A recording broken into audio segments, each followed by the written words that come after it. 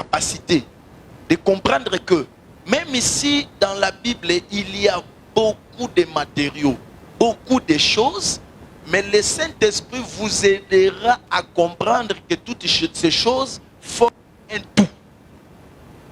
C'est ça, non? C'est à peu près Hébreux 1:1. Il a parlé de plusieurs manières et à plusieurs reprises. Dans plusieurs manières, à plusieurs reprises. Ce sont des objets différents, des matériaux. Mais dans ces temps qui sont les derniers, il nous a parlé par le Fils.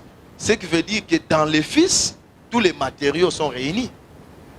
C'est ça, non? Vous pouvez aussi voir ça dans les temples. Ça, je suis rapidement dans l'introduction. Quand David était là, il y avait déjà des matériaux rassemblés.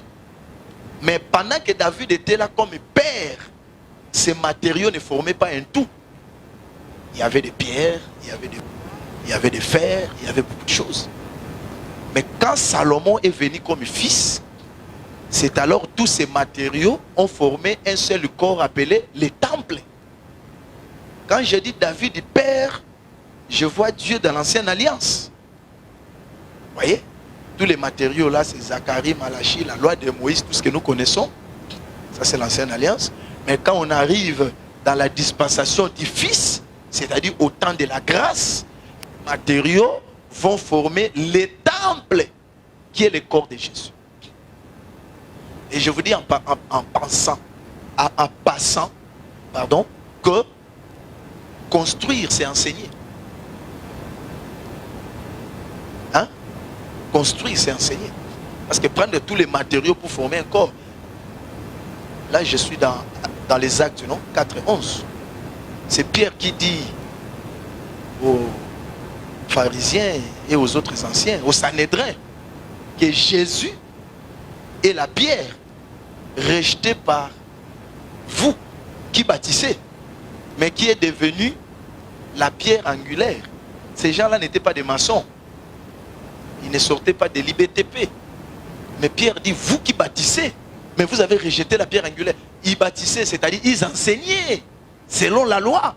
Mais la pierre angulaire, c'est la pierre qui soutient la maison. En d'autres termes, la pensée maîtresse de l'écriture, c'était Christ. Et ils n'ont pas compris que toutes les écritures parlaient de Christ. Et si tu n'as pas Christ, tu as une maison sans fondement. C'est-à-dire, les écritures n'auront pas de sens parce qu'elles ont comme soubassement les témoignages de Jésus. Donc dans tout ça, j'aimerais que vous me suivez bien. Vous voyez, c'était une mise au point. Parce que nous parlons de la division. Je voulais dire que quant au fond, il n'y a pas de division parce que les Écritures forment un tout. Maintenant, qu'entendons-nous par le tout? Le tout signifie qu'il existe une harmonie dans le fond des Écritures. Il existe une harmonie. Et la beauté de l'interprétation, comme vous allez le voir, c'est l'harmonie. L'harmonie. C'est-à-dire, vous lisez les différentes Écritures, mais elles s'embrassent sans se contredire. Cette harmonie. Là, je suis dans le fond des Écritures. Il existe une harmonie. En d'autres termes, il n'y a pas de contradiction dans les Écritures. Et là, je vais essayer d'appeler un frère. Pourquoi il n'y a pas de contradiction dans les Écritures? Retenez que les Écritures sont des frères. Les Écritures sont des frères. Là, je suis toujours dans le fond. Montrer qu'il n'y a pas de division, il n'y a pas de contradiction. Il n'y a même pas de conflit. Les Écritures sont des frères. Jacques, chapitre 4, verset 11. Les frères, ce n'est pas seulement nous quand nous nous rassemblons ici. Nous sommes des frères dans un aspect. Mais il y a un autre aspect. Quand vous tenez vos Bibles là, c'est une assemblée de frères. Les Bibles que vous avez dans vos mains là, c'est un rassemblement de frères. Écoutez ce que Jacques dit. Si quelqu'un juge son frère, c'est qu'il a jugé la loi. Quelle était la pensée de Jacques? Prophétiquement parlant, c'est-à-dire la loi. Quand on dit la loi, c'est la lettre. Dans le sens général, c'est l'écriture. La pensée prophétique qui est cachée là-bas dans Jacques, c'est que la loi, l'écriture qui est devant vous, c'est votre frère. Suivez-moi. Si je suis en train de montrer qu'il y a la paix dans les écritures, qu'il n'y a pas de division. Et ce que j'ai dit, c'est important. Chaque fois que vous vous mettrez debout pour parler, s'il y a un problème entre toi et un frère, tu dois abandonner ton offrande. Là, je ne parle pas de frère Albert ni de frère José. Je parle d'une écriture. Tu n'auras la paix que si ce que tu affirmes là est acclamé par tous les frères dans la communion fraternelle. Mais s'il y a un seul frère qui n'est pas content de toi, abandonne ton offrande, abandonne les séminaires, abandonne la convention, abandonne la conférence. Va d'abord chercher la paix avec ses frères. Nous allons revenir. Alors il dit, si quelqu'un juge son frère, c'est qu'il a jugé la loi. Jacques 4, 11. La loi c'est un frère, l'écriture c'est un frère. Je peux ouvrir une parenthèse.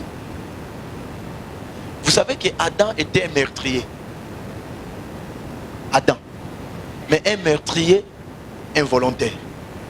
Parce que quand Dieu a demandé qu'on place la ville de refuge, il a dit que c'était pour le meurtrier involontaire. C'est lui qui a tué son frère. Mais il ne l'a pas fait de son gré, par sa propre volonté. Si nous vérifions bien les Écritures, nous allons comprendre que oui, c'est qu'effectivement Adam avait tué quelqu'un dans les jardins. Ça c'est pour parler de la notion de frère. Il a tué qui? Dans les jardins. Il fallait qu'il y ait un frère dans les jardins. Donc Adam a versé le sang. Alors Dieu maintenant dans son amour, il devait établir une ville de refuge pour sauver Adam. Or, comme je viens de vous donner Jacques, les frères qu'Adam avait tués dans les jardins, c'est le commandement que Dieu avait donné. C'est-à-dire pour Dieu, le commandement ou la loi, c'est tout un frère.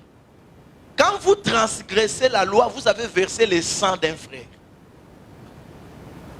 C'est là où nous disons que tous ceux qui violent la doctrine, ils n'iront pas au ciel. Vous dites que moi je marche dans la sanctification, je prie beaucoup, je suis un homme de prière, je suis un homme de jeûne.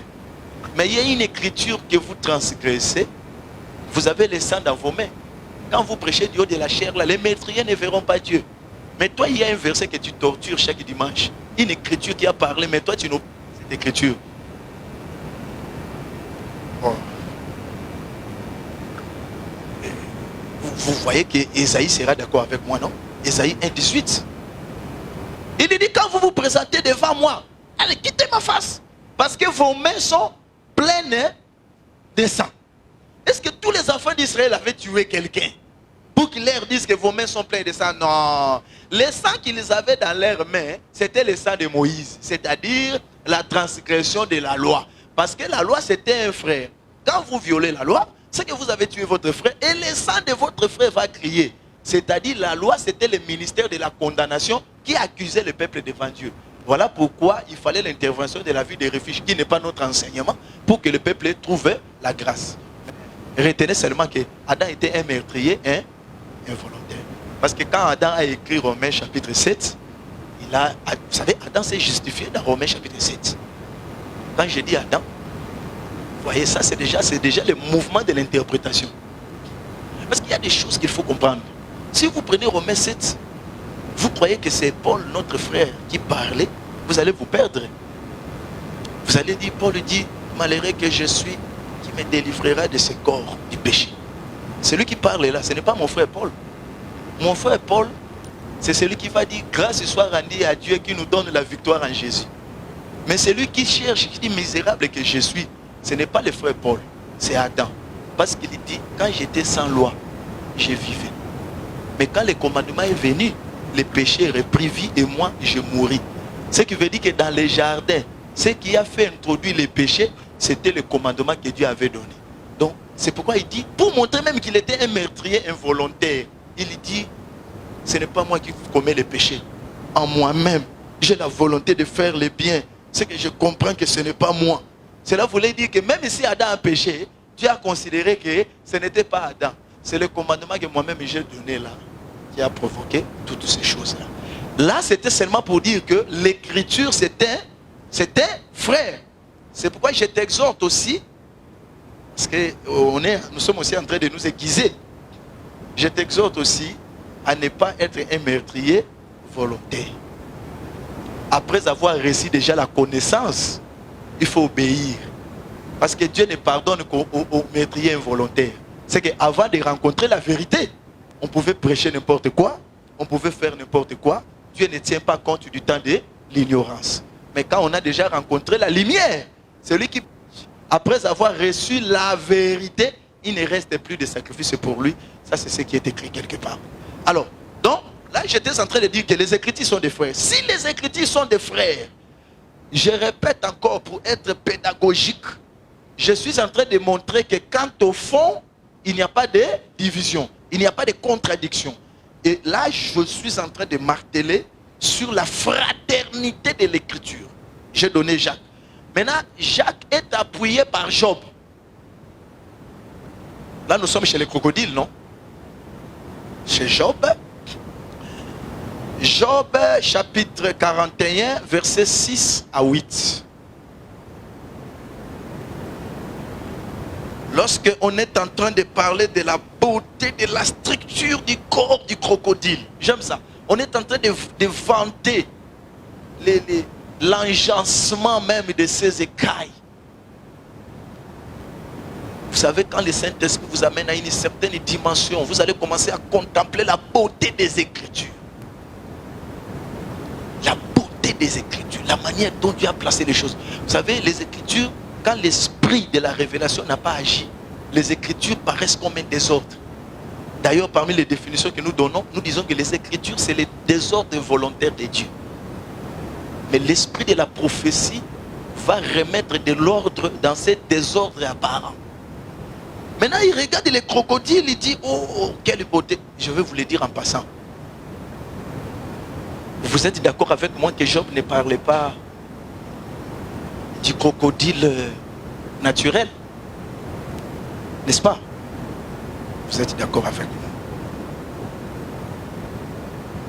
Vous serez d'accord parce que Job lui-même, il a confirmé que Dieu ne parlait pas de ces crocodiles. Vous savez que Dieu a parlé à Job en utilisant, en dehors du crocodile, il a parlé des animaux, des plantes et consorts. Parlons seulement des animaux, il a parlé du lion, de l'autruche, buffle, ainsi de suite. Mais Job, à la fin de sa conclusion, qu'est-ce qu'il a dit? Mon oreille avait entendu parler de toi, mais maintenant, mon œil t'a vu. Si nous demandons à Job, ton œil a vu Dieu quand? Et vous savez que Job va dire, oui, effectivement, quand il a parlé du buffle, quand il a parlé du lion, quand il a parlé du crocodile, moi, Job, j'ai compris que Dieu était en train de se prêcher lui-même à moi. C'est que Job a vu la divinité. Ça, c'est Romains 1, verset 20, non? Hein? La divinité de Dieu, c'est perfection visible, se voit comme à l'œil nu quand on les considère dans ses ouvrages. C'est une parenthèse, mais je ne devais pas omettre de vous dire que la première Bible de Dieu, c'est la nature. Hein? Quand Dieu créait, il écrivait aussi. C'est que la nature, c'est toute une Bible. Nous laissons ça. C'est que les crocodiles véritables, ce n'est pas notre sujet. C'est Christ qui est lui-même la parole. Vous aurez tout le temps de voir les autres aspects du crocodile. Mais si Christ est la parole, regardez, on dit que les crocodiles, les membres de son corps, et en particulier les écailles, sont rassemblés comme des frères qui s'embrassent, qui se serrent. Or, dans Jacques, là-bas, nous avons vu que la loi, la lettre ou l'écriture, c'est un frère. C'est que parmi la caractéristique des frères, c'est les rassemblements, c'est l'attachement. Hein? Même dans la doctrine, c'est comme ça aussi. Je voulais seulement dire que les Écritures en tant que frères, elles sont dans une solidarité inouïe. On dit que l'air ne peut pas passer. Cela veut dire que on ne peut pas séparer les Écritures. C'est ce que j'avais dit l'autre fois. Nous allons y revenir. Quand vous lisez Matthieu dire, baptisé au nom du Père, du Fils et du Saint-Esprit. Et lui qui va dire, baptisé au nom du Seigneur Jésus. L'air ne peut pas passer entre ces deux écailles. Non. Parce que j'ai entendu quelqu'un dire, nous prenons ce que Jésus lui-même a dit. Ça c'est Pierre. Jésus lui-même a dit au nom du Père, du Fils et du Saint-Esprit. Vous allez suivre Jésus, vous allez suivre Pierre. Mais nous disons que ces deux écritures sont des frères. Comme ils sont des frères, ils s'embrassent, elles s'embrassent. Elle, écriture, ils, des frères, ils s'embrassent, ils se serrent. Mais je vais profiter pour vous dire rapidement. Tout enseignement signifie les rassemblements des frères. Quand on dit que le docteur Pichou enseigne, en d'autres termes, le docteur Pichou veut rassembler les frères. En réalité, quand nous enseignons, nous ne venons pas pour nous montrer notre intelligence, notre capacité intellectuelle. Enseigner veut dire rassembler les frères pour qu'ils disent Amen à un sujet. Ça, c'est tout un aspect. Mais, oui, si je vais par exemple prêcher sur... passez-moi, je peux prendre quel exemple? Je vais prêcher sur l'importance de soutenir l'homme de Dieu ou de soutenir l'œuvre de Dieu. Ce n'est pas à moi d'aller souffrir avec Saint Augustin a dit. Et tout ça, non. Je vais seulement appeler des frères qui vont venir parler. C'est ça, non? Je peux par exemple dire, regardez, Jésus marchait avec son cadavre. Mais tout le monde n'a pas vu ça. C'est ça. Mais il y a une femme qui a vu. Il a vu que Jésus doit être embaumé. Donc c'est une femme qui a voulu que l'odeur du corps de Jésus soit un parfum et non une mauvaise odeur. Et cette femme a brisé les vases pour oindre le corps de Jésus. Ça, ce n'est pas moi, c'est l'écriture. Ouais. Maintenant, je vais commencer à appeler les frères. J'appelle les frères. Salomon, qu'est-ce que tu dis? Le frère Salomon va venir, il va dire non. L'odeur, c'est une réputation. Une bonne odeur, c'est une bonne réputation. Une mauvaise odeur, c'est une mauvaise réputation. Ah bon? C'est que cette femme n'a pas voulu que le corps de Jésus puisse avoir une mauvaise réputation. Pour que le corps de Jésus ait une bonne réputation, il faut un sacrifice de sa part. Quel sacrifice? Prendre les vases brisés. Là, quand je marche, vous savez dans la révélation d'abord que cette femme est là. C'est la femme dont Jésus a dit partout où on annoncera la bonne nouvelle, on parlera de cette femme. Dans votre campagne, dans votre séminaire, si vous ne parlez pas de cette femme, vous n'avez pas encore prêché. Oui, c'est lui qui a dit partout où on annoncera la bonne nouvelle, on parlera de cette femme. Vous prêchez, vous dites aussi Amen, les gens se dispersent. Est-ce que vous avez parlé de cette femme? Nous comprenons que cette femme, c'est une femme qui a pris un vase avec un parfum de la valeur de 300 deniers pour chasser la mort du corps. Et cette femme, du coup, va devenir un sacrificateur. Et le vase va devenir le corps, c'est-à-dire le sacrifice. C'est que le Seigneur Jésus lui-même est venu avec son corps comme un vase qu'il a brisé à la croix. C'est que Jésus qui est devant, il n'est plus Jésus. Jésus devient la femme, mais la femme devient tout un peuple dans lequel il y avait la mort. C'est que Jésus devient femme pour briser son corps, afin que les parfums puissent chasser la mort, pour que Salomon voit ça dans Cantique des Cantiques, et que la Silamite dise à Samson que ton nom c'est un parfum qui se répand. C'est que la vie qui est là ne peut pas sortir si on n'a pas brisé. Et puis c'était un parfum qui avait la valeur de 300 deniers. Or si vous demandez à Noé la longueur de l'arche, il va dire c'est 300. C'est-à-dire c'était tout un salut. Donc vous voyez tout ça. Mais si dans la doctrine, je vais seulement dire que toi aussi, Dieu, enfant de Dieu, les parfums, ce n'est pas seulement la vie de Jésus à la croix. Les parfums, c'est aussi une offrande. Si tu refuses, j'appelle un frère dans Philippiens. Paul va dire, tout ce que vous m'avez envoyé là, je l'ai reçu comme un parfum de bonne odeur. C'est que pour que les ministres de Dieu, pour que l'église soit honorée aux yeux des gens, il faut qu'un enfant de Dieu soit capable d'accepter le sacrifice, de briser les vases, de souffrir pour que son argent, sa parcelle, soit sa voiture, qui est aussi un parfum, puisse être donné au corps. Quand j'ai dit ça, je n'ai pas raisonné. L'interprétation, ce n'est pas le problème de l'intelligence, ton intelligence là. Bon, moi je fais français linguistique. Français linguistique, ce n'est pas ça. C'est que le Saint-Esprit doit seulement t'accorder la capacité d'appeler les frères. Donc quand on dit, là où 2 ou 3 sont rassemblés à mon nom, je suis au milieu d'eux. C'est vrai physiquement. C'est vrai. Là, il faut construire la borne. Mais les Écritures comme des frères. Jésus voulait aussi dire que pour que lui soit là, il y a 3 frères qui doivent se rassembler. 2 ou 3. Et je vais revenir sur ça. Vous voyez maintenant Psaume 133. Il est doux.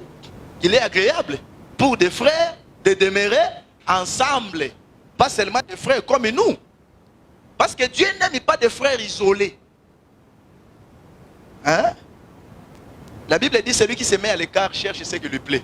C'est qu'il cherche une interprétation particulière. C'est-à-dire que un frère isolé, vous voyez toute une doctrine bâtie sur un verset. Un seul. C'est faux. Et ça, je vais le dire. L'évangéliste ne va pas m'en vouloir. Moi, je ne crois pas que l'église de Jésus doit avoir son verset de choix. Hein? C'est comme si on s'est entendu que dans tous les murs, on doit écrire Apocalypse 14 et 6. Pourquoi je suis obligé d'écrire ça? Si toi, tu as vu le mot évangile éternel dans Apocalypse 14 et 6, seulement, ça c'est toi. Moi, j'ai vu ça aussi dans d'autres versets. Non, je ne veux pas dire que c'est un mauvais esprit, mais c'est un esprit médiocre. Spirituellement médiocre. C'est comme les gens qui on est Malachie 4, Luc 17 et 10. Non, l'évangile de Jésus est couché dans toutes les Écritures. Du début jusqu'à la fin. Donc, tu dois éviter. Il y a même un verset, rapidement je vais rentrer. Il y a même un verset qui dit Dieu a horreur d'un seul témoin. Un seul témoin, nous y reviendrons. Donc, là j'étais en train de montrer que les Écritures sont des frères. Notez, ça peut être un sous-point. Les querelles entre frères. Proverbe 18, verset 19. On peut lire cette écriture, si vous le voulez. Bon, certaines personnes aiment toujours qu'on lise. Moi, je vous prends déjà comme des serviteurs et des servantes. Mais si c'est nécessaire qu'on analyse, on peut toujours lire. Proverbe chapitre 18, verset 19. Des frères sont plus intraitables qu'une ville forte. Et leurs querelles sont comme les verrous d'un palais. Vous voyez, comme les Écritures sont des frères, ce verset voulait nous dire qu'entre les frères, il peut y avoir aussi un problème. Hein? Oui, oui. Les frères entre eux, les problèmes peuvent arriver. Les querelles. Mais vous allez remarquer, on dit que si vous voyez les querelles entre les frères, on dit que c'est comme les verrous d'un palais. Ici, les palais, ce n'est pas le palais de l'intérieur de la bouche, parce qu'il y a aussi les palais de l'intérieur de la bouche. N'est-ce pas? Ici, on parle des palais dans le sens d'une résidence qui a une porte, mais la porte est verrouillée. C'est-à-dire, si vous voyez les querelles entre les frères, sachez qu'il y a un verrou. Ça demande qu'on puisse déverrouiller ça. En d'autres termes, et c'est une phrase que je vous offre, gratis pro Deo. Je vous donne ça gratuitement. Toute contradiction apparente dans les Écritures cache en réalité une pensée qu'il faudrait déceler. Toute contradiction apparente. Dieu a laissé des contradictions apparentes, comme querelle entre les frères. C'est pourquoi, je dois aller calmer. Je ne suis pas la chair, c'est une com. C'est pourquoi Pour apaiser les frères, il faut être aussi un frère. C'est pourquoi les histoires dont nous parlons, si vous n'avez pas l'esprit de l'écriture, l'esprit d'abord de l'écriture, l'esprit qui était dans Paul, qui était dans Pierre, qui était dans Matthieu, qui était dans Isaïe, si cet esprit n'est pas avec vous, mais vous aurez des problèmes dans les Écritures. Parce qu'ils ils ont parlé par l'esprit. Bien sûr, nous allons entrer. Il y avait la culture, il y avait l'historicité. Nous allons voir ça après. Mais ici, je suis d'abord par rapport au fond, par rapport à la pensée. Contradiction apparente, c'est les querelles entre les frères. C'est-à-dire, vous trouvez une écriture. Je vous donne un exemple. Dans Proverbe, il y a deux versets qui se suivent. L'écriture, pensez aussi à une autre. Ça, c'était seulement pour vous dire que toute contradiction apparente nécessite l'interprétation. Et je vais vous rappeler notre intervention lors, je crois, de l'ouverture de l'école. J'ai parlé des deux Hébreux. Hein? Des Hébreux qui se battaient. Qu'est-ce que Moïse a dit? Vous êtes des frères. Pourquoi vous battez-vous? Je sais que dans la prophétie, il y a beaucoup de choses là-bas. Parce que Moïse qui vient réconcilier les deux frères, Paul l'a vu. Paul dit, il est venu annoncer la paix à ceux qui étaient loin et la paix à ceux qui étaient près. Des deux, il n'en a fait qu'un. Parce que nous disons aussi que les deux frères, c'est aussi Israël et les nations que le Seigneur Jésus est venu réconcilier. Parce que le mouvement de Moïse là, c'était prophétique, non? Parce que même avant de frapper l'Égyptien, Moïse a regardé d'un côté et de l'autre. Nous disons aussi que Moïse vérifiait si quelqu'un pouvait venir le secourir. Dans un aspect. Parce que c'est comme ça. Parce que dans Isaïe 63, il dit, quand le jour de vengeance était dans mon cœur, j'ai regardé, voici, il n'y avait personne. C'est que nous croyons aussi que le véritable Moïse, qui est le Seigneur Jésus, avant de frapper l'Égyptien à la croix, il y cherchait aussi si quelqu'un pouvait venir. C'est pourquoi quand Pierre voulait venir, il a dit à Pierre, non, non, non. Comme là-bas, Moïse n'a vu personne. Toi, tu ne peux pas venir, tu me régneras. Parce que Jacob devait rester seul à Péniel. Donc là, c'est pour dire que quand Moïse réconcilie les deux frères, c'est une capacité spirituelle qui consiste à élaguer la contradiction apparente dans les Écritures. Comment ici on dit ceci et là-bas on dit cela. Nous devons accepter d'abord qu'il n'y a pas de contradiction. S'il n'y en a pas, c'est que le Saint-Esprit va nous aider à comprendre la pensée de Dieu cachée dans les Écritures. Cela étant, puisque j'ai dit que la division des Écritures veut dire aussi les parties de l'Écriture. Il existe deux parties principales. Deux parties principales dans les Écritures. Si je ne parle pas de ces choses, j'aurai beaucoup de difficultés lorsque je parlerai de l'interprétation de l'écriture. Donc, c'est très important. Deux parties principales.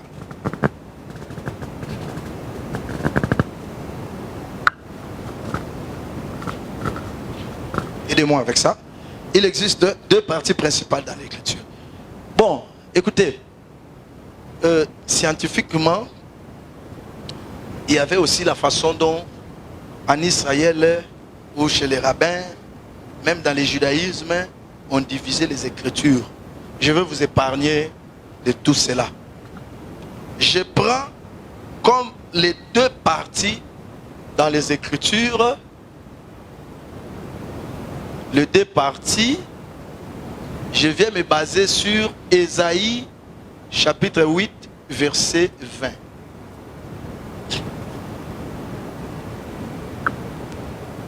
La loi et le témoignage. La loi de le témoignage. La loi et le témoignage.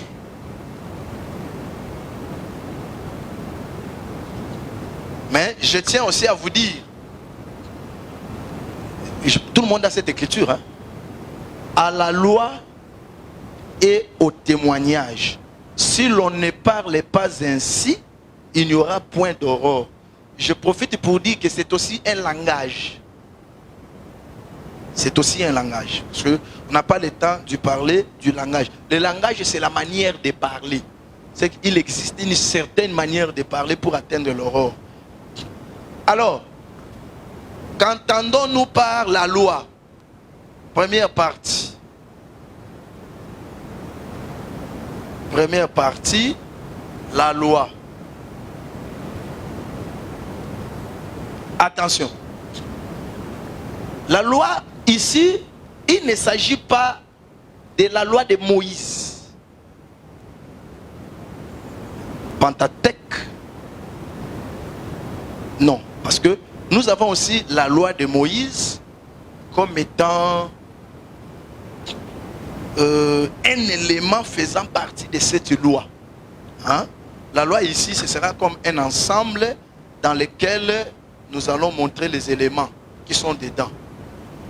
La loi, c'est l'ensemble des écritures de l'ancienne alliance. L'ensemble des écritures de l'ancienne alliance.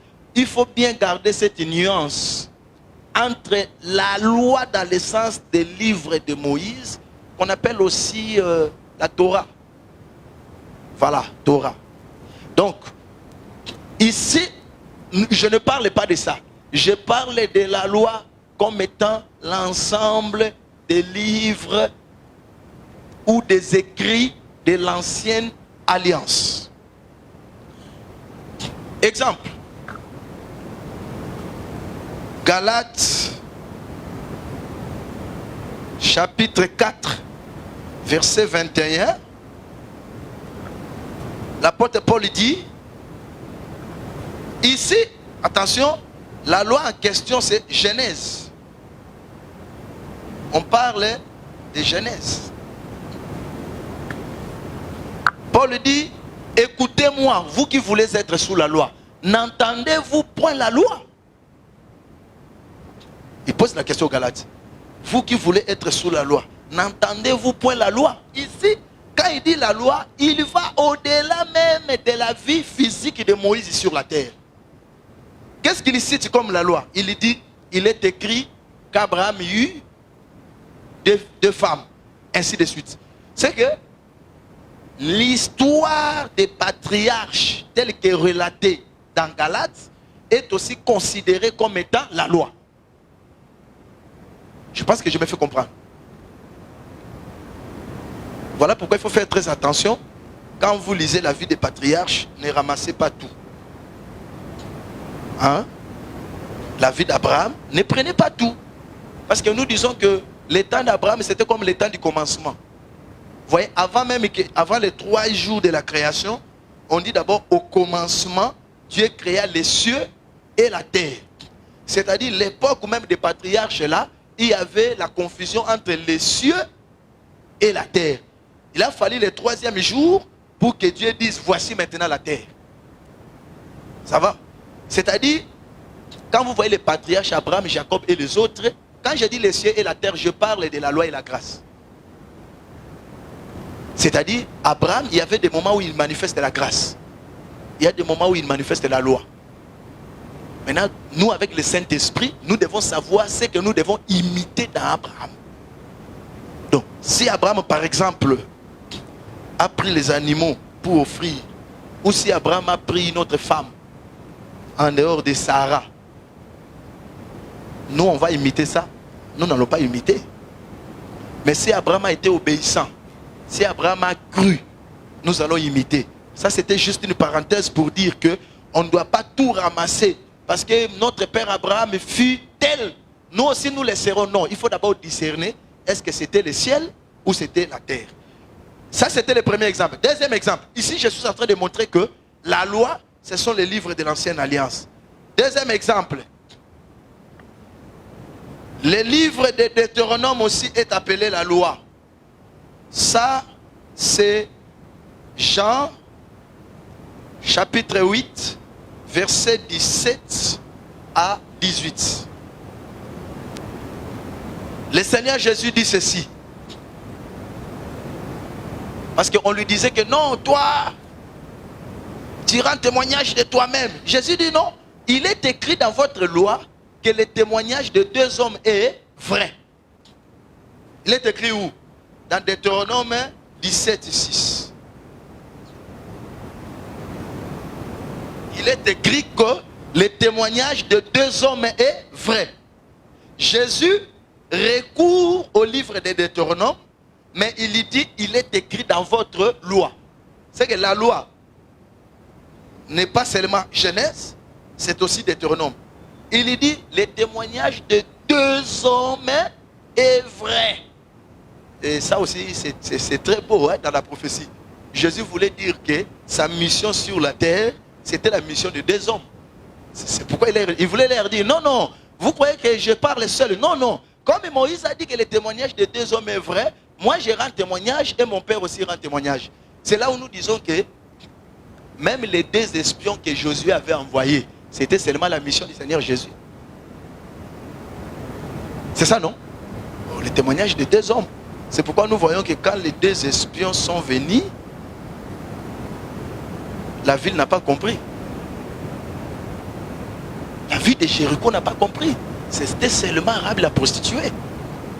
Et le Seigneur Jésus, frère, quand il est venu comme fils et père, quand il est venu comme à la fois Jésus et Christ, quand il est venu à la fois comme chair et esprit, Jéricho n'a pas compris. Jéricho ici prend aussi la couleur d'Israël.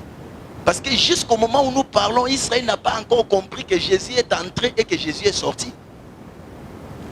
C'est ça Saoul, non? Vous ne voyez pas Saoul? David est entré dans le camp de Saoul et l'Éternel a plongé Saoul dans un profond sommeil. David est entré, David est sorti, Saoul dormait. D'ailleurs, nous disons que jusqu'à aujourd'hui, Saoul ne sait même pas que David est entré et David est sorti. Jusqu'à ce matin. Mais David, pour sortir, il prend la cruche et la lance. C'est qu'il dépouille Saoul. Et ce qui est merveilleux, la Bible dit, il passa de l'autre côté. Il monta sur la montagne. Et là, dans la montagne, il cria, Saoul! C'est son cri. Le cri là, jusqu'à aujourd'hui, n'est pas encore venu. C'est que nous comprenons que le véritable David, c'est le Seigneur Jésus. Et Saoul qui était plongé dans le profond sommeil, c'est Israël, parce que la Bible dit, plonge-les dans un profond sommeil. Israël n'a jamais compris que Christ était venu et Christ était rentré. Et ce que j'aime, la Bible dit, il est passé de l'autre côté. C'est qu'en passant de l'autre côté, c'est qu'il a quitté un peuple pour rejoindre notre peuple. Mais Saoul va se réveiller seulement les jours où David dans la montagne criera. Or, les cris de David, ce sera tout un chant du coq pour réveiller Pierre. C'est que Saoul là va devenir Pierre qui doit écouter le chant du coq pour se réveiller. C'est pourquoi quand Saoul se réveille, la première réaction, c'est d'appeler David. Oh David, mon fils. Il commence à se repentir. C'est qu'il accomplit Zacharie. En ce jour-là, vous pleurerez sur lui comme on pleure sur le premier-né. Mais ce temps-là n'est pas encore arrivé. Ça, c'était seulement pour montrer que quand Jésus, le témoignage de deux hommes est vrai. C'est ça, non? Les deux espions sont rentrés comment? À travers la porte, à travers la fenêtre. Et pour nous donner la facilité de comprendre, ils ont dit à Rahab, mets le fil cramoisi ici. Parce que notre départ n'est pas s'il n'y a pas le fil cramoisi. C'est que la présence du fil cramoisi montre que la mission est terminée. Celui qui est parti, il est rentré. C'est clair, non? C'est pourquoi quand la maison de Rahab était pendue sur les bois, un soldat a compris. C'était un frère qui avait l'enseignement. Il a vu une maison pendue sur un bois, mais il a trouvé, il n'y avait pas de fenêtre. Vous voyez la maison dont je parle, non? La maison a dit, si vous demeurez en moi, demeurez en moi. Vous voyez la maison? Et le soldat est venu avec la lance, il a fait la fenêtre. Alors pour nous confirmer qu'il a fait la fenêtre, il fallait qu'il puisse apparaître. Et c'est le sang qui a coulé. Ça montre que celui qui était venu là, en deux, il est déjà rentré. Mais nous savons qu'il reviendra. Mais quand il reviendra, ce sera terrible. Il ne reviendra pas dans la faiblesse. Ça, c'est les deux. Ce sont même les deux fils qui ont quitté, les deux fils d'Elimelech, qui ont quitté Bethléem pour Moab. Je ne sais pas seulement l'exemple de Jésus, non, il est écrit dans votre loi. Est-ce que le père est venu seul? Il est venu avec les deux fils. Et les deux fils là sont morts. C'était seulement pour chercher Ruth, non? C'est que j'aime, les deux fils ont eu aussi deux femmes. C'est que chaque femme s'est attachée à un fils. Mais quand les deux fils sont morts, Ruth est restée. Ce n'est qu'une seule femme, Ruth, qui est restée fidèle jusqu'à la fin. Ça nous montre que les deux fils là, c'était seulement un seul homme, mais qui était chair et qui était esprit. Et les deux femmes, c'est deux sortes de disciples qui se sont attachés à cet homme. C'est qu'il y avait une foule qui s'est attachée à Jésus à cause de la chair, pour manger le pain et à cause des miracles. Mais il y avait un autre groupe de gens qui se sont attachés à Jésus, non pas pour le pain, mais pour autre chose. Vous ne voyez pas? Quand Ruth parle, quand Ruth dit, quittez, partez, pas Ruth, Naomi, quittez, partez. Vous ne voyez pas Jean 6? Alors moi je vois Jean 6. Parce que c'est là où on veut voir maintenant quelle est la femme qui va rester jusqu'à la fin. Je vais dire, Jean 6, quand Jésus dit, mangez ma chair, buvez mon sang, c'est Naomi qui est en train de s'adresser aux deux femmes. Raison pour laquelle la foule a dit, cette parole est dure. Qui peut la supporter? Ça c'est Orpa, non? Orpa dit, ah, tu as raison. À cet âge ici, moi t'attendre, avoir un mari, enfanter, Orpa est parti. Mais nous croyons que Ruth qui est resté. Oui, il a demandé à Ruth, hein? Orpa est déjà parti. Mais toi tu ne fais pas partie. Ruth a dit, oh, à qui irai-je? C'est toi qui as les paroles de la vie éternelle. Ruth dont je parle, c'est Pierre et ses frères, les 12 qui étaient restés. Donc ici, Jésus nous confirme ça. Jésus nous confirme que la loi c'est dans Deutéronome. Ce n'est pas tout. Jean chapitre 15. Jean 15. Attendez, je vais trouver les versets. Et je l'avais noté là. Jean 15, verset 25. Jésus dit, selon ce qui est écrit dans leur loi. Nous sommes dans la loi. La loi est le témoignage de la loi. Selon ce qui est écrit dans leur loi, ils m'ont haï sans cause. Ils m'ont haï sans... Maintenant nous demandons à Jésus, c'est écrit où? Psaume 35, verset 7. Psaume 35, verset 7. C'est que Jésus appelle aussi les psaumes loi. Ici, nous avons déjà établi la différence entre la loi dans le sens de la loi de Moïse et la loi dans l'ensemble des livres. Les psaumes ici, Jésus dit, il est écrit dans votre loi, ils m'ont haï sans cause. C'est là où nous disons que, chers serviteurs, chères servantes, le livre des psaumes n'est pas un recueil de prières. C'est ça, non? Il ne faut pas dire aux fidèles, pour ton cas, lis psaume 57 3 fois à minuit. Non. Voyez, ici, Jésus est en train de montrer que celui qui parle là, dans le psaume là, c'était moi. Celui que l'on devait haïr sans cause, c'était moi. C'est pour dire que quand nous lisons les psaumes, nous devons chercher celui dont les prophètes parlaient. Vous connaissez les jours de la Pentecôte, non? Le frère Pierre, dans sa prédication, il s'est référé à quel livre? Notamment au livre des psaumes. Là où David disait, qu'est-ce qu'il disait? Je ne crains pas, même si je meurs, mon corps ne verra jamais la corruption. Et vous savez, quand eux, ils lisaient ces écritures-là, ils lisaient ça comme un simple livre. C'est David qui a dit. Mais j'aime beaucoup le frère Pierre. Bien aimé, je vais vous dire que l'église de Dieu doit avoir l'interprétation de l'écriture. Parce que l'église, la première prédication de l'église a commencé avec l'interprétation. Je dis bien le premier discours de Pierre. Il prend les psaumes, il a cité d'abord. Voilà ce que David a dit. Mais ce qui est merveilleux pour nous, il ajoute, frère, Le tombeau de David est parmi nous ici à Jérusalem.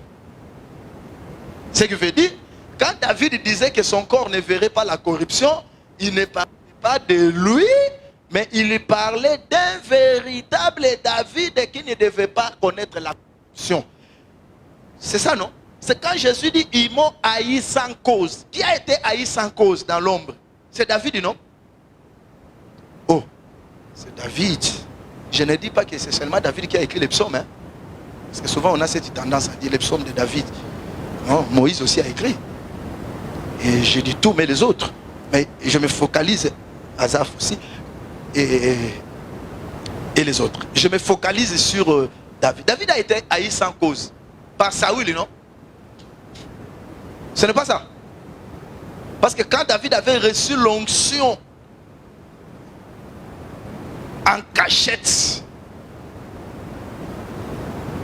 et que l'onction commençait à travailler dans David, cela fait peur à Saoul. Moi, je veux profiter pour vous dire, si Dieu t'a appelé dans le ministère, l'onction va t'utiliser même si ce n'est pas toi le conducteur de l'église. Parce qu'il y a un esprit qui fait croire aux gens que pour que ta grâce soit manifestée, tu dois bâtir une église. C'est diabolique. C'est diabolique. Pendant que Saoul était comme roi, l'onction travaillait déjà dans David et David faisait des exploits. Vous comprenez que le véritable David dont je parle ici, c'est le Seigneur Jésus, non? Parce que quand Saoul est venu, vous savez que dans 1 Samuel 16, Samuel est venu pour oindre. J'aime ça. Hein? Il a rassemblé les gens. On lui a demandé, qu'est-ce que tu es venu faire? Il dit, je suis venu pour les sacrifices. Mais il n'était pas venu pour les sacrifices. Il était venu pour chercher celui qui devait être loin. J'ai l'impression qu'on l'avait évoqué une fois ici. Oh, Samuel était venu pour oindre, mais il ne connaissait pas celui qui devait oindre. Il fallait d'abord rassembler les gens pour les sacrifices. Quand il rassemble les gens pour les sacrifices, comme ça, on va commencer à défiler devant lui. C'est alors que Dieu va lui dire. Vous comprenez que le Samuel dont je parle, c'est Jean-Baptiste. Oh, c'est Jean-Baptiste. Là, c'était l'ombre des choses. Jean-Baptiste était venu pour trouver celui qui devait être loin du Saint-Esprit et de force. Mais au lieu de dire ça clairement, lui, il dit, je suis venu baptiser. Et puis ce que je dis ici, ce n'est pas moi, c'est lui-même, il chante. C'est mon frère. Il ne me cache rien. Il lui dit dans Jean 31, 30 et 31. Jean-Baptiste était très sincère. Écoutez ce qu'il dit. Celui qui m'a envoyé m'a dit, celui sur qui tu verras l'esprit descendre comme une colombe, celui qui baptise.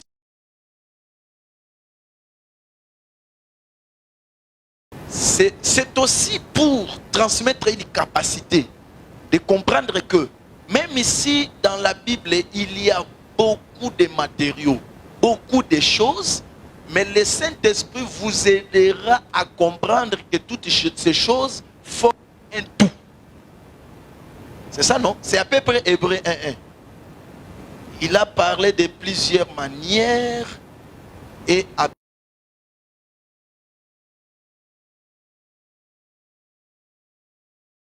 un moyen pour lui permettre d'être manifesté. Parce que sans le baptême, les gens ne pouvaient pas se rassembler.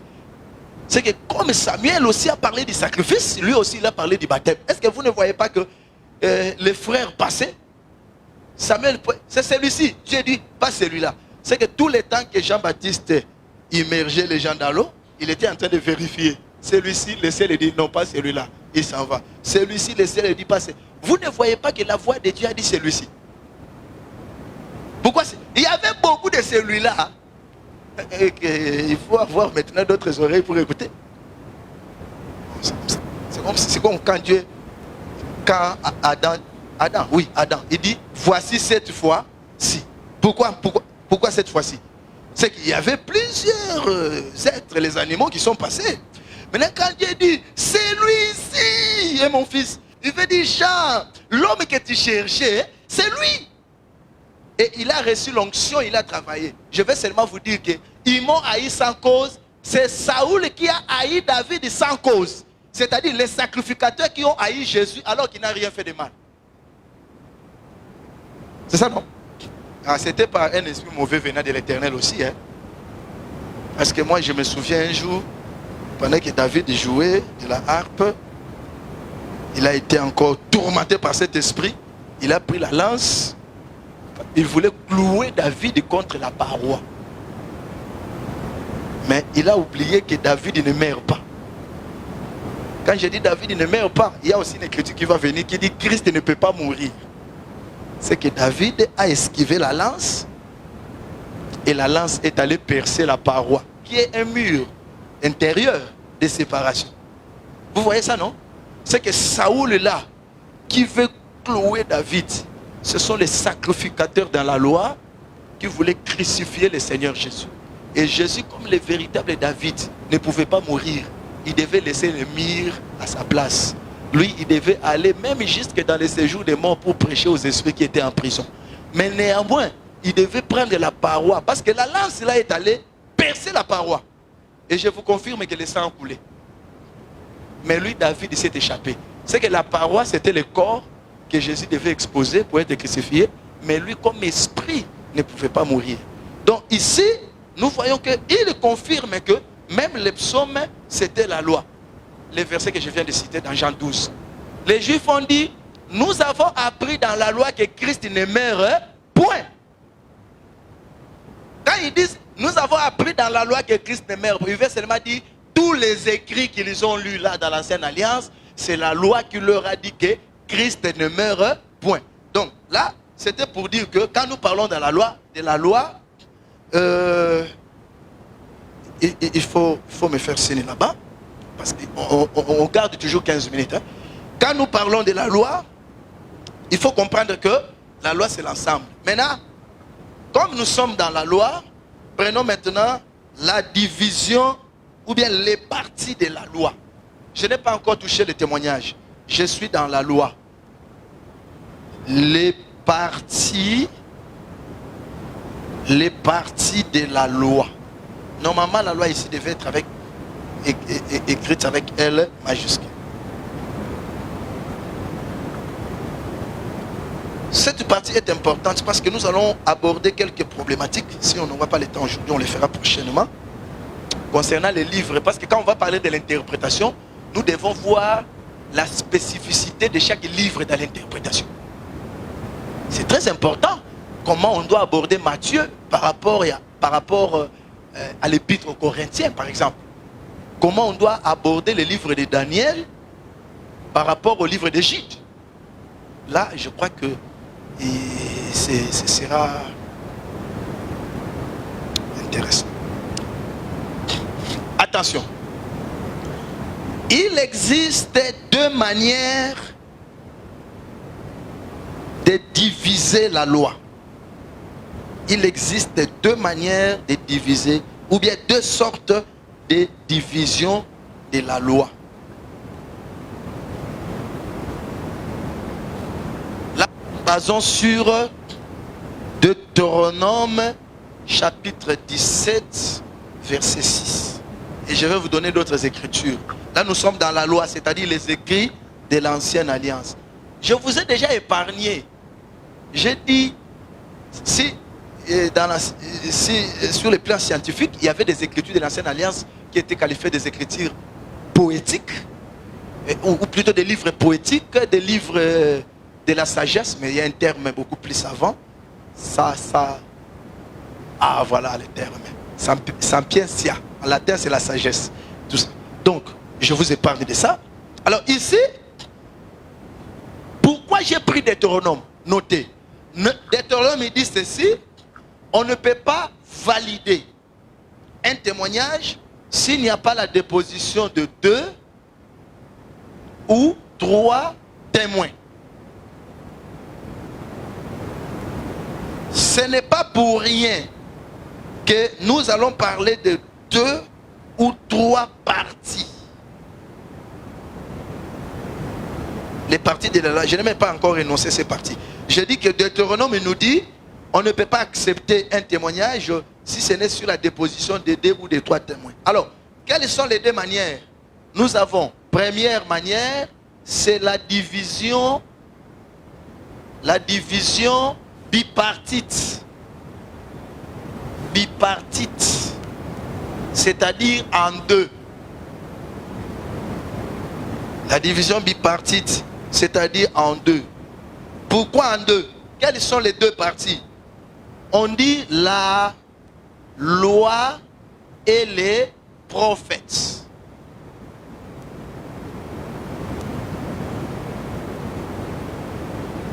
Par exemple, Romains chapitre 3, verset 21. C'est un exemple parmi tant d'autres. Vous allez remarquer dans l'écriture, on va dire, même Matthieu 5, 17, non? Que nous connaissons tous. On peut ajouter aussi Matthieu 5, 17. Je ne suis pas venu abolir la loi et les prophètes. Donc l'ensemble de toutes les écritures de l'ancienne alliance sont résumées dans la loi et les prophètes. Et ici, attention, il y a une notion générale ici. La notion générale c'est quoi? Avant que j'avance. La notion générale c'est que les écritures de l'ancien, toutes les écritures c'était un témoignage. Les écritures étaient d'abord un témoignage. Et en tant que témoignage, il devait y avoir 2 ou 3 témoins. Quand on parle de 2 témoins, là on parle de la loi et on parle des prophètes. C'est-à-dire, la loi ici, on prend Torah de Moïse, Torah ou Torah, je ne sais pas si je prononce bien,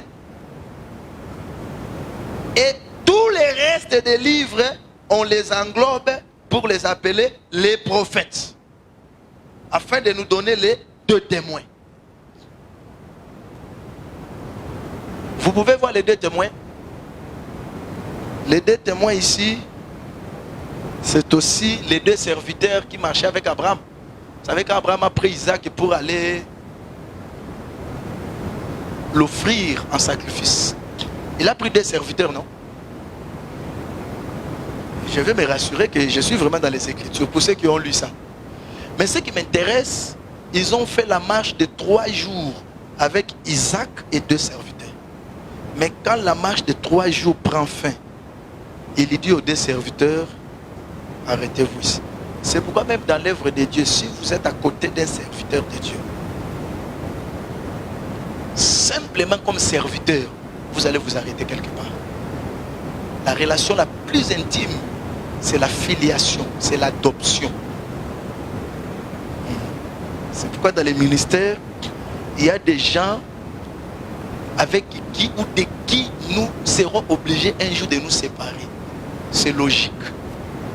Mais il y a des gens qui marcheront avec nous jusqu'au lieu indiqué. C'est aussi logique. Parce qu'un serviteur ne connaît pas tout ce que fait son maître.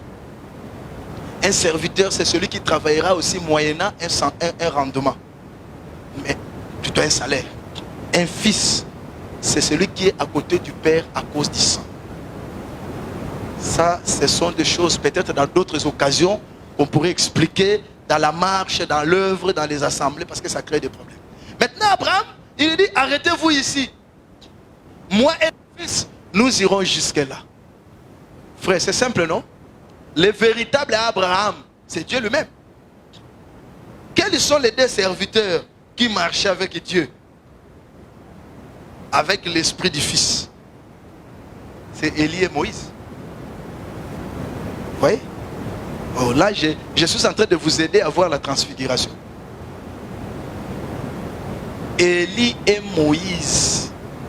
Je ne vois pas Élie homme ou Moïse homme. Non. D'abord, c'était la vision. Moïse représente la loi. On dit l'autre fois. Élie représentait tous les prophètes. C'est quand on dit les 2 serviteurs, c'était la loi et les prophètes qui ont marché, mais à un moment donné, ils devaient s'arrêter. Il faut aussi invoquer l'esprit de ton dans la foi. Il faut invoquer l'esprit de Musée Haïdi Nabala. Cet esprit peut te visiter aussi. Peut-être vous n'avez pas encore écouté ça. Nous, on a écouté ça. Et on donne entre comme argument. Vous voyez, Moïse et Élie étaient des pères ou des ancêtres par rapport à Jésus. Mais pendant que Jésus priait, ils sont à Paris et ils ont causé. Donc, il faut croire à ces esprits. Je vous dis que cette doctrine-là, c'est du spiritisme. Et c'est condamné dans les Écritures. Élie et Moïse, la Bible dit que c'était une vision. Ça, les jeunes frères. Une vision. Quand on dit une vision, c'est-à-dire c'était un domaine prophétique. Dieu voulait enseigner en manifestant cela. Ce que Élie et Moïse sont venus faire là, c'était un enseignement. Mais ce n'est pas que Dieu prend l'homme Élie, il prend l'homme Moïse et il vient causer avec eux parce que Dieu n'est pas un Dieu de mort, mais il est le Dieu des vivants. Donc si ton père dans la foi est déjà mort, il n'est pas question d'invoquer son esprit. D'ailleurs, si tu vois son esprit, bon, Dieu peut aussi utiliser son image pour t'enseigner, mais pas dans le sens d'invocation. Remarquez, je voulais vous dire que la Bible dit que Élie et Moïse, qu'est-ce qu'ils faisaient? Ils parlaient avec Jésus de ce qui devait arriver où? À Jérusalem. Pour dire que, qu'est-ce qui devait arriver à Jérusalem? Oh, Jésus a dit, nous allons à Jérusalem, là où le Fils de l'homme sera crucifié. C'est que Élie et Moïse parlaient de la mort et de la résurrection de Jésus.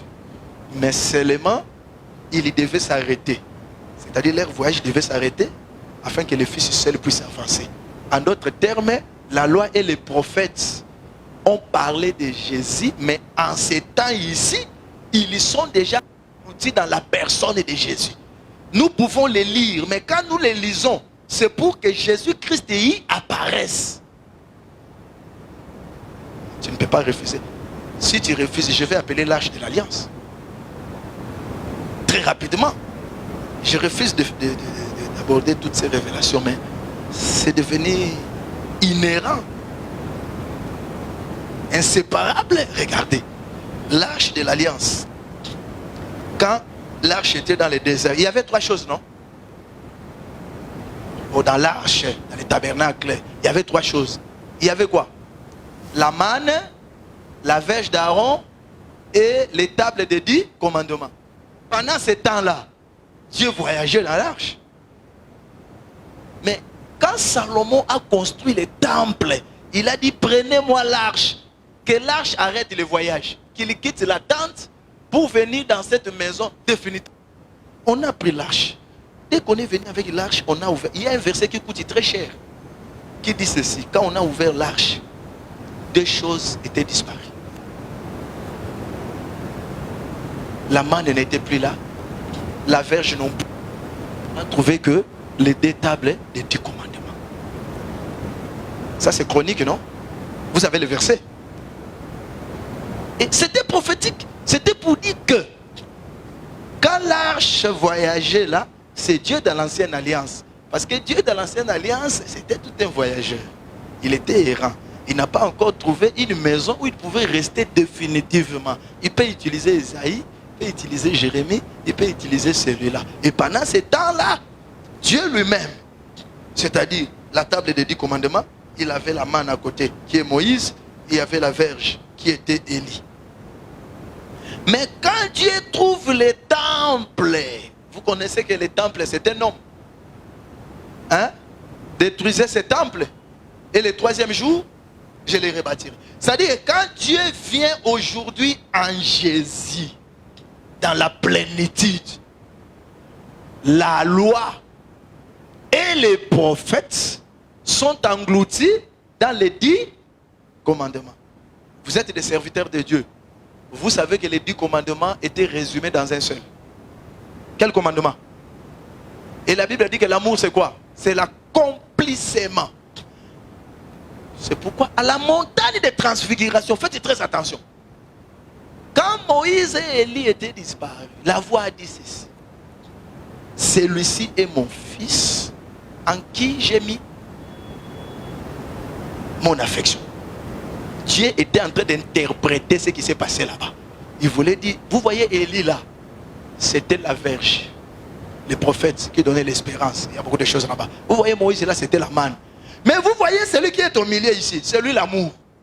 Et s'il est l'amour, c'est qu'il doit engloutir les prophètes. Ça, c'était seulement pour vous parler des deux.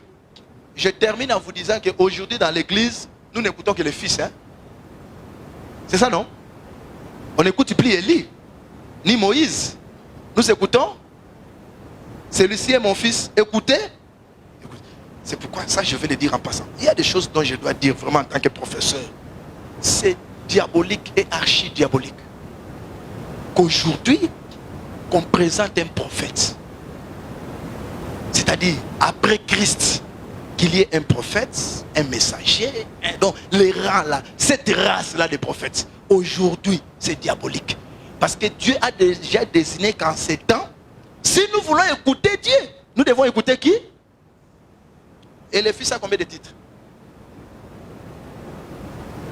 Le fils, c'est pour quand on dit écouter le fils. Quelqu'un m'a dit, bon, on va écouter Jésus. Jésus est déjà mort. On va l'écouter comment? C'est pourquoi Dieu a envoyé un prophète ivoirien.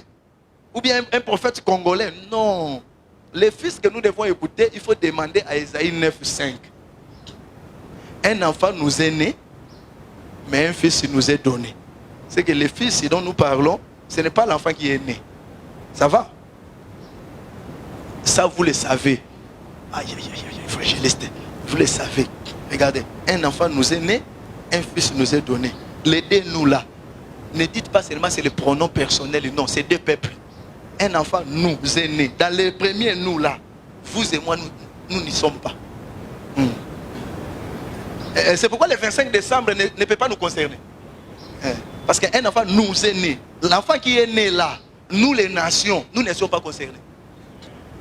Quand nous sommes venus avec notre fille qui était malade, c'est-à-dire nous, la femme syrophénicienne, il nous a dit, on ne peut pas prendre le pain des enfants hein, et de les donner aux petits chiens. Et vous savez que cette femme était intelligente. Hein? Elle a dit, les petits chiens mangent quoi? C'est que pour que les petits chiens mangent, il faut que le pain soit brisé.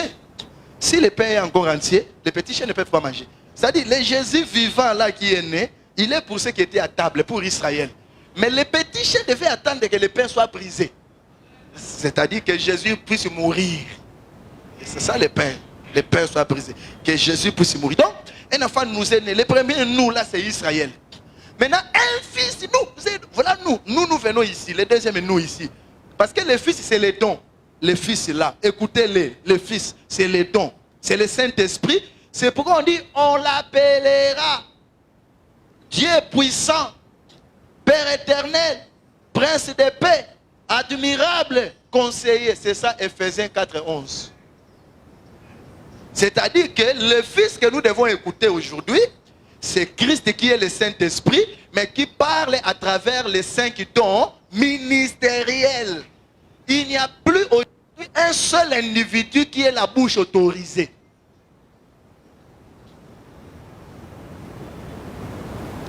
Ah, voilà. Donc, là, je voulais terminer en vous disant que aujourd'hui dans l'église, c'est clair, non? Parce que même quand Dieu est venu avec les 2 anges dans la maison d'Abraham, qui était l'interlocuteur d'Abraham? C'est Dieu. Mais les 2 anges étaient là, non? Il parlait je.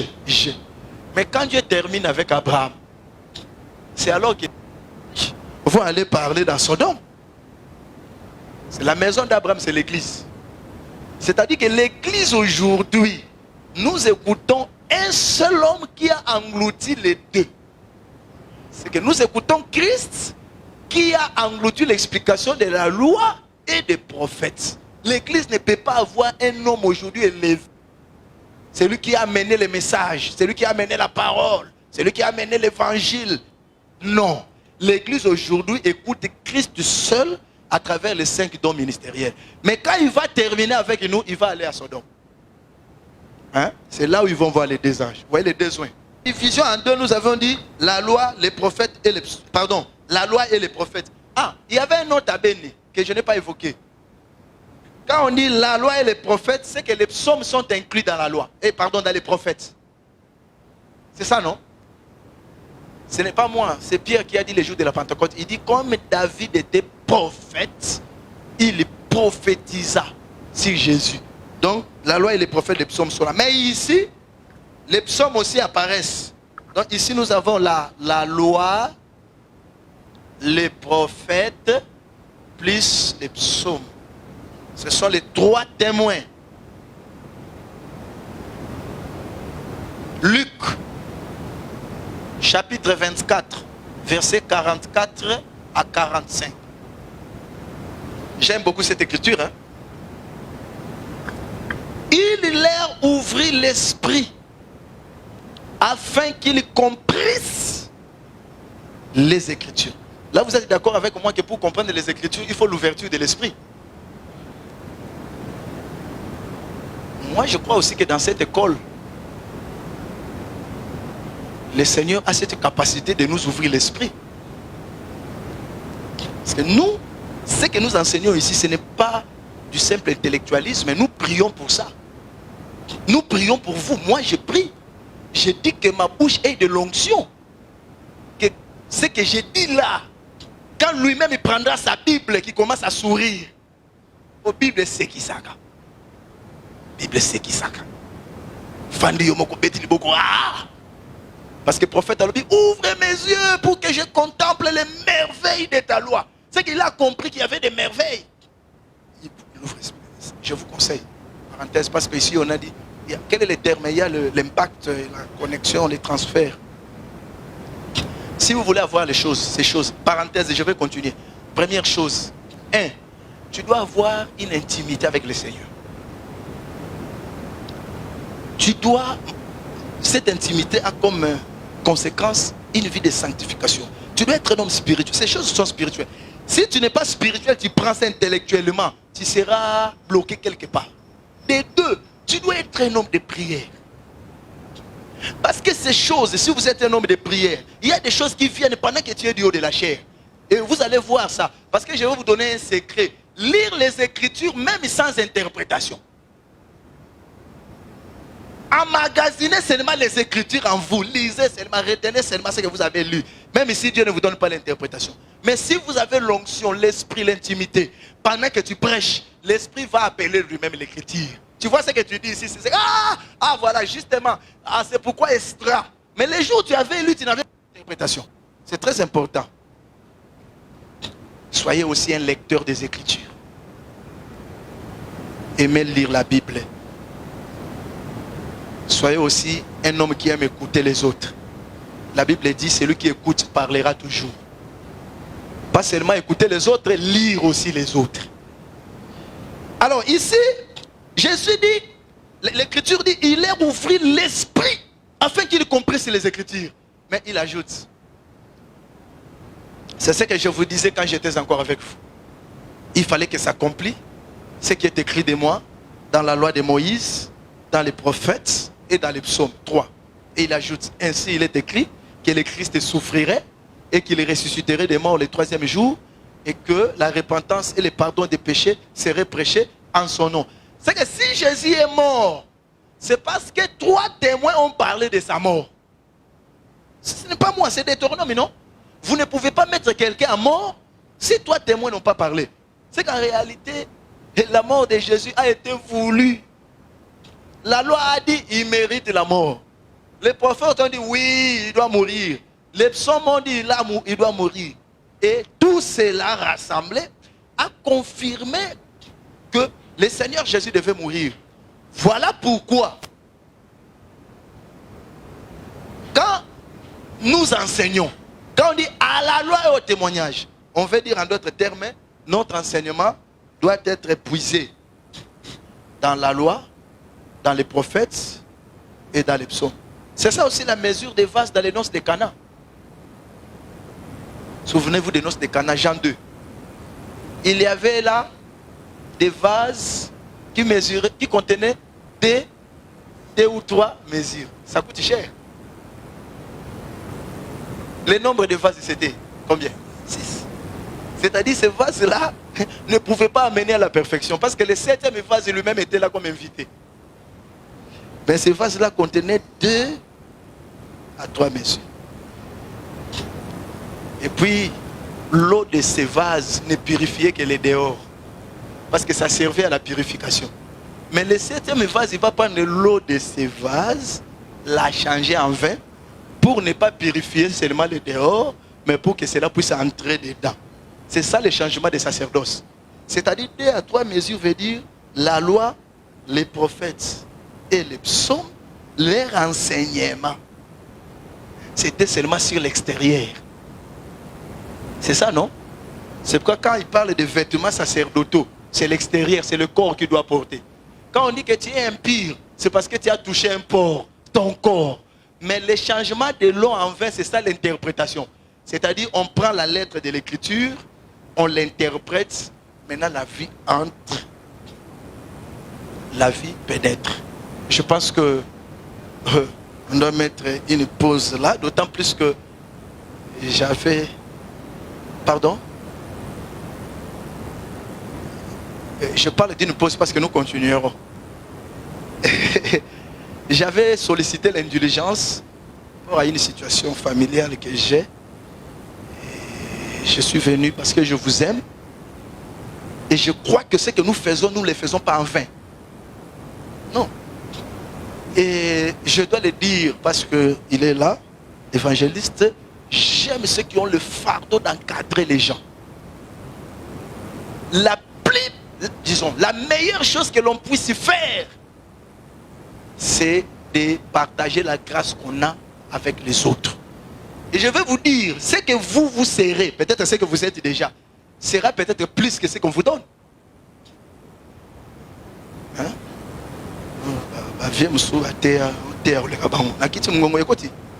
Non, c'est-à-dire qu'il y a des gens qui nous ont aussi donné des choses.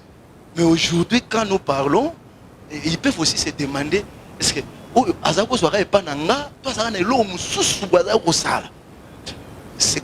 c'est-à-dire Dieu vous amènera encore plus loin. Et nous ne donnons que ce que nous avons reçu. Et ce que nous donnons ici, ce n'est pas le tout. C'est-à-dire que chaque ministre peut donner. Je fais ce qui m'a été demandé de faire. Je n'ai même pas épuisé ce que j'ai prévu pour aujourd'hui, mais faute de temps. Écrivez cas particulier, titre là, que vous allez partir avec ça. À partir de ce titre, ça va me permettre d'entrer directement à l'interprétation de l'écriture. Cas particulier de Matthieu, Marc, Luc et Jean. Écrivez cela sous forme de titre. Parce que quand j'ai dit la loi, c'est l'ensemble des écritures de l'ancienne alliance. Je n'ai pas encore abordé les témoignages. En tout cas, prochainement, nous aborderons et les témoignages et l'interprétation. Mais écrivez d'abord, cas particulier de Matthieu, Marc, Luc et Jean. Nous allons essayer d'aborder cette problématique. Parce qu'il existe aussi des problématiques. On va essayer de les aborder. Voilà, je peux m'arrêter là-bas. Que le Seigneur vous bénisse.